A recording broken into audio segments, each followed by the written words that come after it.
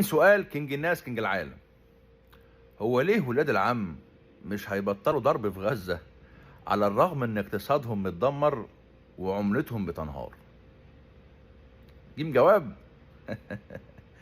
علشان احنا في اخر ربع ساعة من الفيلم يا ولا. فيلم بعنوان من النيل للفرات. ما تشغلش بالك باللي بيحصل في غزة، كده كده غزة فتحتها اتقرت. اوعى تزعل عليهم، دول اخر ما تبقى من كرامة وعزة الاسلام. تزعلش عليهم، عاشوا ابطال وماتوا شهداء. حد يطول يا ولا؟ ازعل على نفسك انت يا خايب، يلا حاضرك ومستقبلك بيضيع قدامك وعلى حياة عينك. وانت مش قادر تتكلم. الإجابة مش في غزة، الإجابة في العمارة اللي جنب غزة.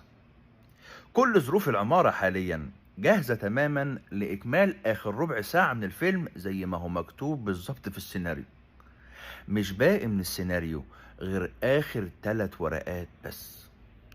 أول ورقة هتكمل لما خزان المية اللي على سطح العمارة من فوق يفضى، لأن طول ما خزان المية ده مليان سكان العمارة مش هياخدوا بالهم إن وزارة المية شالت الخط اللي موصلينه مية للعمارة بشكل نهائي لعدم سداد المستحقات.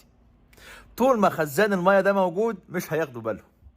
والورقة دي ممكن تاخد لها سنة، سنة ونص، سنتين، يعني على حسب معدل استهلاك سكان العمارة للخزان الموجود على سطح العمارة من فوق.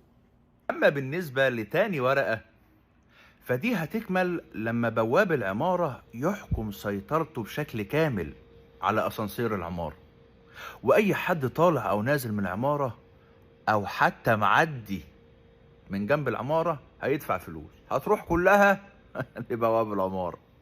تالت ورقة بقى، ودي طاقم الفيلم شغالين فيها دلوقتي بإيديهم وأسنانهم، وهي بيع كل محلات العمارة اللي بتجيب فلوس بتساعد سكان العمارة في حياتهم.